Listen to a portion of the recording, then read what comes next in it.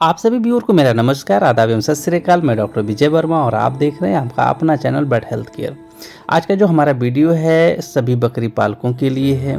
आज की वीडियो में हम आपको ये बताएंगे कि बकरी पालन अगर आप करना चाहते हैं तो कौन कौन से ऐसे बातों को आपको ध्यान रखना है कि अगर इन बातों को आप अच्छे से समझ जाते हैं और उसका अपना पालन करते हैं तो आपको बकरी पालन में बहुत ज़्यादा फ़ायदा होने वाला है। सबसे पहले थोड़ी सी आप जान जाइए कि जितनी भी बकरी होती हैं इनका जो पालने का लागत होता है एक्चुअली में बहुत कम होता है। बहुत कम जगहों में ये पाले जा सकते हैं, इसीलिए इनको गरीबों की गाय कहा जाता है। एक और है, बकरी को हमेशा कहा जाता है जो गरीब आदमी होता है उनका एटीएम कार्ड भी बोला जाता है। क्यों एटीएम कार्ड बोला जाता है? क्योंकि इनको जब वो चाहें तब आसानी से इनको बेच करके और उससे पैसा पा सकते हैं। और सारे पशु ऐसे होते हैं आप उनको आसानी से बेच नहीं सकते हैं, लेकिन बकरी को आपको बेचना बहुत ईजी होता है, बहुत आसान होता है, इसीलिए इसको गरीबों का एटीएम भी कहा जाता है। अब हम बात करेंगे कि अगर आप अपने यहाँ बकरी पालन करना चाह रहे हैं तो ये जो कुछ बातें मैं आपको बता रहा हूँ अगर इसको आप 100% फॉलो करोगे तो आप ये समझिए कि बकरी पालन में आप 100% सफल होंगे। पहला चीज़ जो आपको विशेष ध्यान देना है, जो भी फार्म आपने डेवलप कर रखा है प्रतिदिन जितनी भी बकरियां हैं उनको एक सरसरी तौर पे ज़रूर एग्जामिन कर ले, उसकी जांच कर ले और ये देख ले कहीं कोई बकरी ऐसी तो नहीं है जो बीमार हो या ऐसे लगे कि जो सामान्य बकरियां जितनी हैं उनसे कुछ अलग बिहेवियर उसका शो हो रहा है। तो ऐसी बकरी को आपको क्या करना है, एकदम से अलग कर देना है, उनको चरने के लिए नहीं छोड़ना है और जो भी आपके क्षेत्र में रजिस्टर्ड पशु चिकित्सक हो उसको बुला करके उसको दिखा करके उसका प्रॉपर इलाज कराना है। जब ये बकरी सही हो जाए उसके बाद ही उसको और बकरियों के बीच में छोड़ें, ताकि अगर जो भी बीमारी है, कोई अगर ऐसी बीमारी है जो एक दूसरे में फैलाने वाली हो, ताकि उससे उसको बचाया जा सके। इसके अलावा जो दूसरी बात आपको ध्यान रखना है, प्रत्येक 3 माह में अपनी सभी बकरियों को कृमिनाशक दवा पान जरूर कराना होगा। अगर ये चीज़ आप ध्यान नहीं रख पा रहे हैं तो साल भर में आपको 2 बार ज़रूर कराना है और वो 2 बार जो है, एक बरसात से पहले कराना है और दूसरा बरसात के बाद में कराना है। अगर आप अपने बकरियों को समय समय पे जब ये कृमिनाशक की जो कीड़ी की दवा दी जाती है अगर आप देते रहेंगे तो सामान्य तौर पे मान के चलिएगा कि 90% इनकी बीमारियां ऑटोमेटिक ख़त्म हो जाएंगी।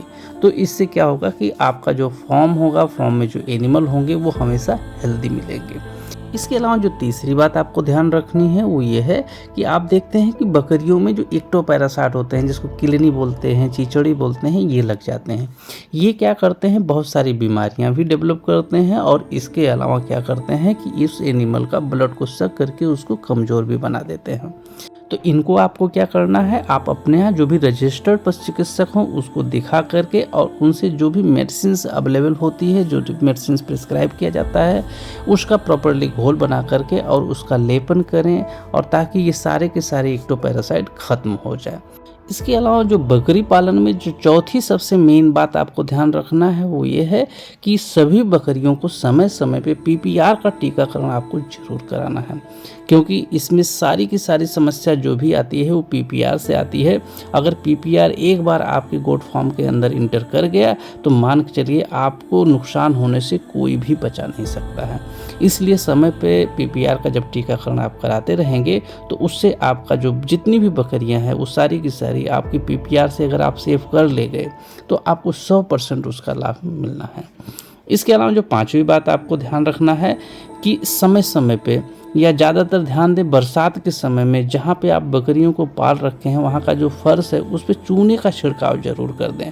चूने का छिड़काव और जो दीवार है उस पर आपको क्या करना है, फिनाइल का छिड़काव कर देना है। इसके अलावा जो 6ठी बात आपको ध्यान रखना है, जितनी भी हमारी गर्भित बकरियां हैं सबसे पहले उनको एक अलग बाड़े में ले जाएं, वहीं पे उनका देख रेख करें और उनका स्पेशल ट्रीटमेंट, स्पेशली खाने की चीज़ जो आप दे रहे हैं उनको एक्स्ट्रा राशन दीजिए।